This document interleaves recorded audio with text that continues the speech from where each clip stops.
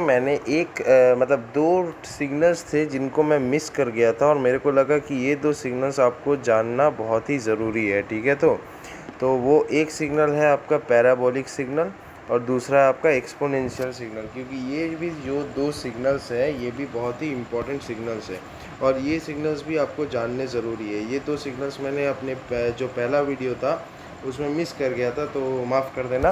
तो आइए, जो पहला सिग्नल है पैराबोलिक सिग्नल, उसको थोड़ा सा देख लेते हैं, ठीक है। सो मैं यहाँ लिखता हूँ पैराबोलिक सिग्नल, ठीक है। मुझे पता है मेरा हैंडराइटिंग काफ़ी गंदा है, लेकिन आप थोड़ा सा एडजस्ट कर लीजिए। मैं तो मुँह से भी बता रहा हूँ, तो आपको टेंशन लेने की ज़रूरत नहीं है, ठीक है। तो देखिए हमारा जो पैराबोलिक सिग्नल है वो कैसा दिखता है, ठीक है। ऐसा है, ऐसा है, ठीक है।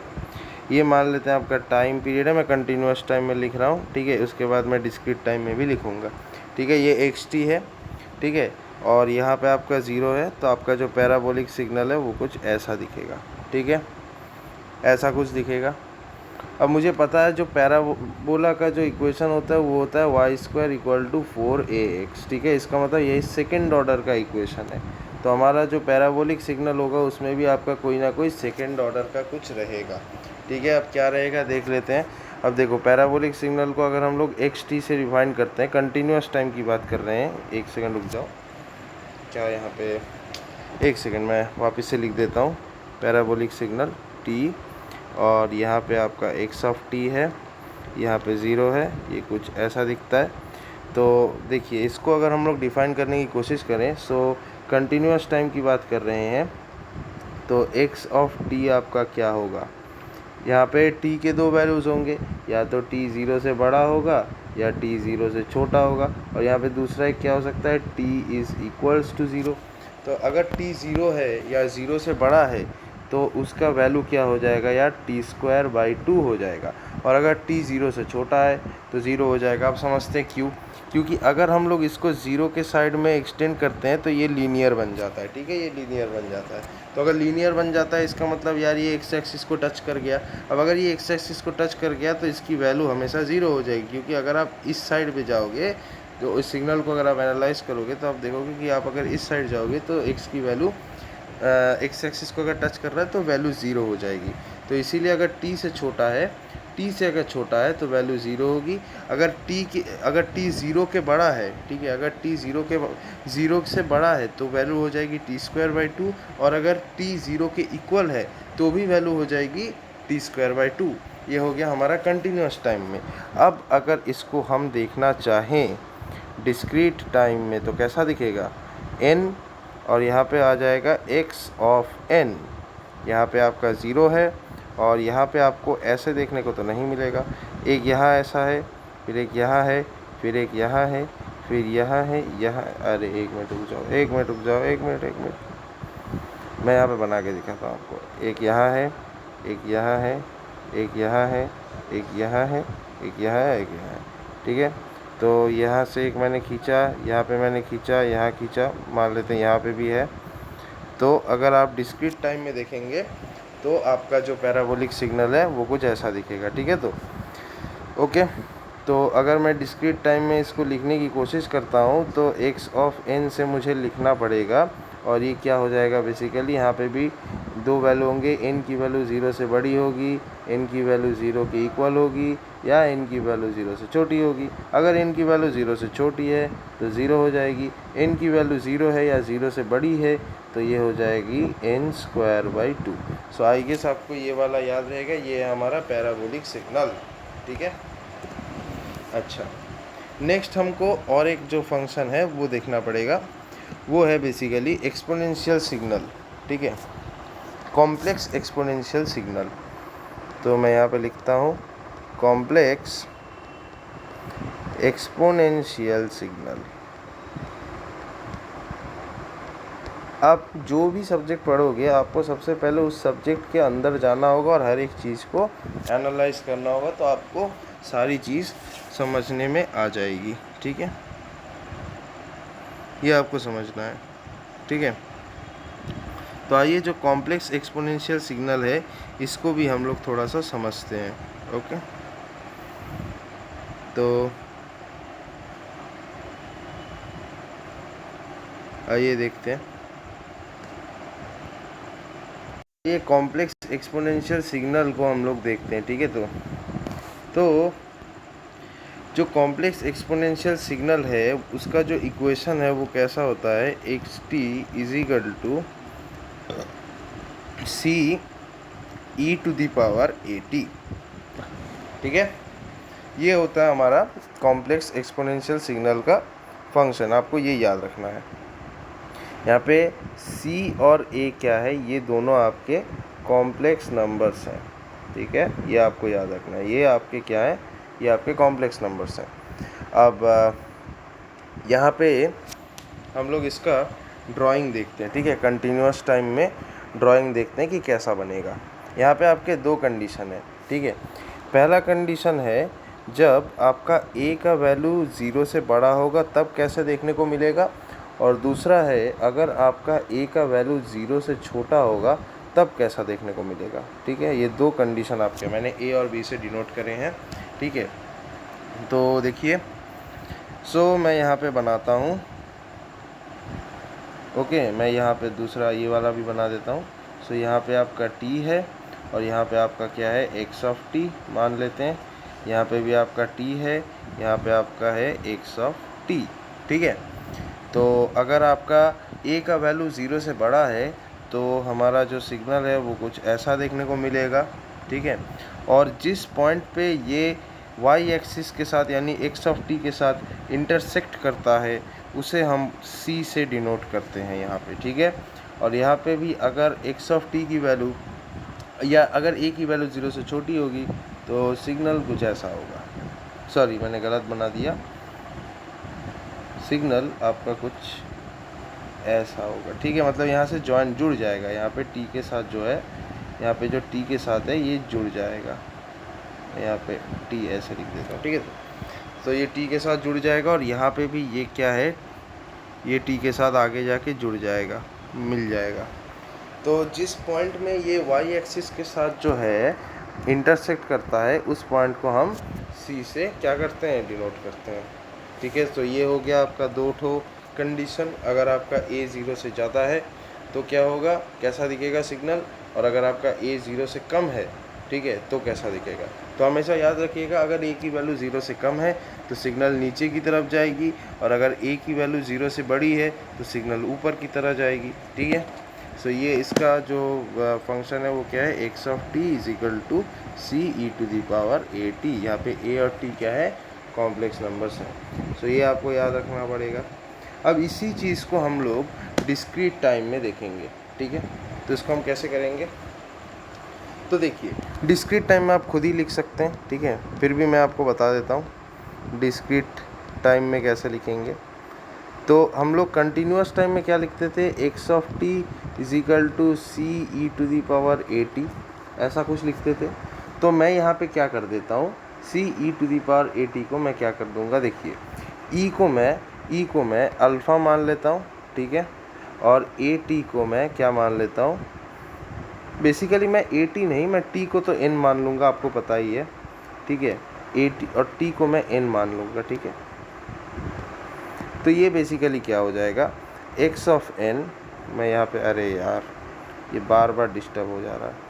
तो x ऑफ n ऐसे लिखेंगे, x of n is equal to c e to the power, sorry e को तो मैं अल्फ़ा मान लिया हूँ, ठीक है।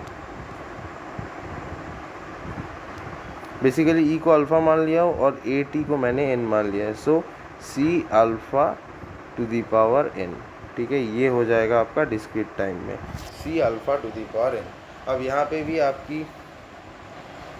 आपका जो ड्राइंग होगा वो कैसा देखने को होएगा वो देख लेते हैं। यहाँ पे सी और अल्फ़ा जो है कॉम्प्लेक्स नंबर्स हैं, ठीक है। यहाँ पे सी और अल्फ़ा जो है ये आपके क्या है, कॉम्प्लेक्स नंबर्स हैं।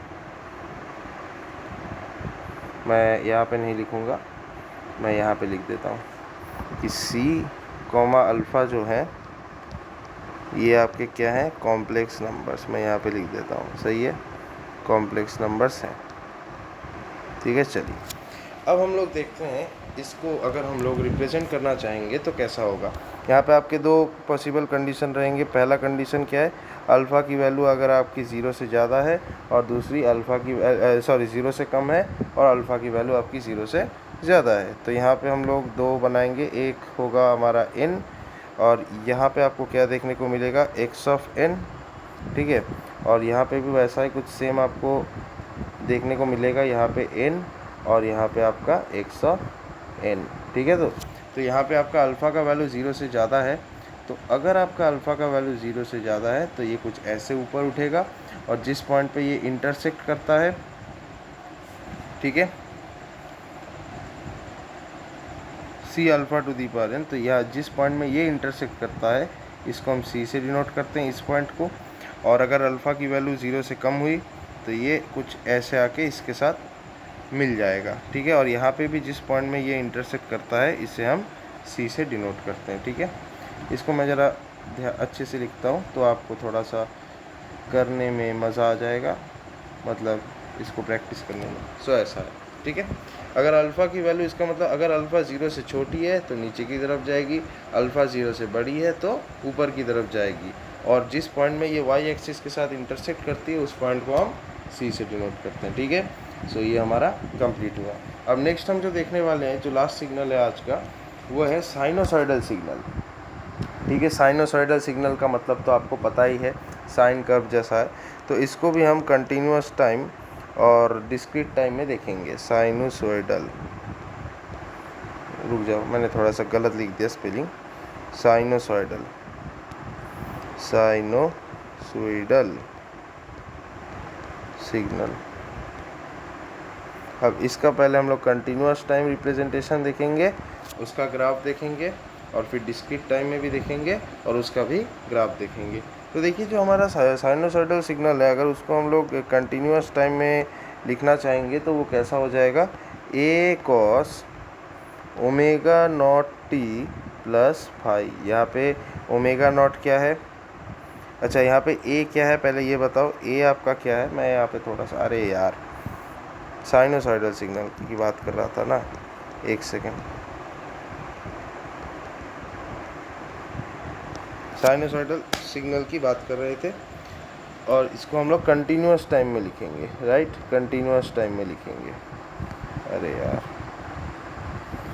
कंटिन्यूअस टाइम में लिखेंगे तो क्या हो जाएगा, x of t is equal to a sine omega not t plus phi, ऐसा कुछ होगा।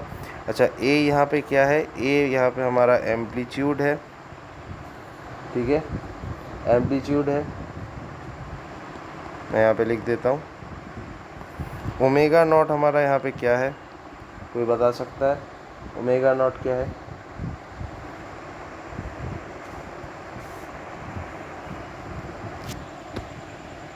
बताइए। ओमेगा नॉट है यहाँ पे आपका फ्रीक्वेंसी, ठीक है। ओमेगा नॉट आपका क्या है, फ्रीक्वेंसी। यहाँ पे ओमेगा नॉट क्या है, आपका फ्रीक्वेंसी है। ओमेगा नॉट को आप कैसे रिप्रेजेंट कर सकते हो, ओमेगा नॉट को यहाँ पे आप लिख सकते हो 2πf0, ठीक है। अच्छा, ये हो गया। टी आपको पता है टाइम, और फाई क्या है, फाई आपको पता है फेज डिफरेंस है, ठीक है, ये आपको पता होना चाहिए। तो अगर ये सारी चीज़ें आपको पता है तो इसे हम, अब अगर हम लोग इसका ग्राफ देखें तो ये कुछ ऐसा दिखेगा।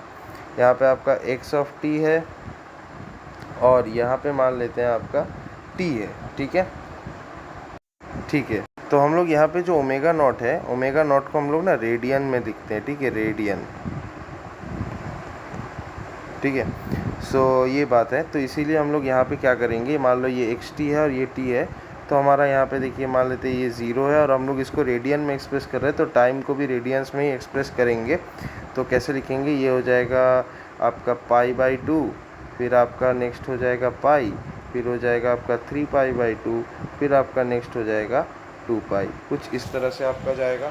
तो फिर अगर हम लोग इसको रिप्रेजेंट करेंगे तो ये कुछ ऐसा दिखेगा, इधर ऐसे होगा और नीचे ऐसा होगा। तो ये आपका क्या हो गया, ये हो गया आपका साइनोसॉइडल सिग्नल। इसको अगर आप चाहे तो हटा सकते हैं, तो आपको थोड़ी और क्लैरिटी मिल जाएगी, ठीक है। इसको भी आप चाहे तो हटा सकते हैं। तो मैं यहाँ पे इसको पाई लिख देता हूँ, ठीक है, और इसको मैं अगर जोड़ देता हूँ, मैं ऊपर 2 पाई लिख सकता हूँ। तो ऐसा हो जाएगा हमारा साइनोसॉइडल सिग्नल। ये सारे आपके किस में है, ये सारे आपके रेडियंस में, क्योंकि हम लोग ओमेगा नॉट को रेडियन में डालते हैं, ठीक है। तो ये हो जाएगा आपका साइनोसॉइडल सिग्नल कंटिन्यूस टाइम में, ठीक है। अब इसी चीज़ को हम लोग देखेंगे डिस्क्रीट टाइम में, ठीक है। तो चलिए देखते हैं।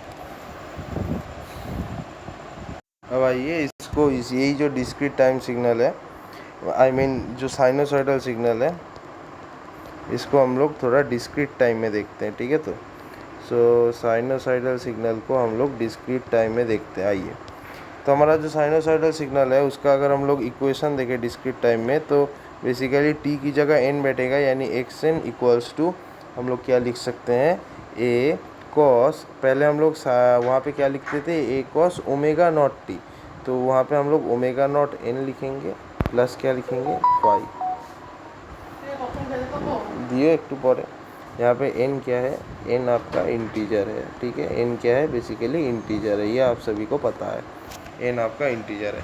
तो ये हो जाएगा आपका डिस्क्रीट टाइम में साइनोसॉइडल सिग्नल। अब इसको हम थोड़ा सा देखते हैं कि ये दिखता कैसा है, ठीक है। तो ये कुछ ऐसा आपका दिखेगा, ठीक है।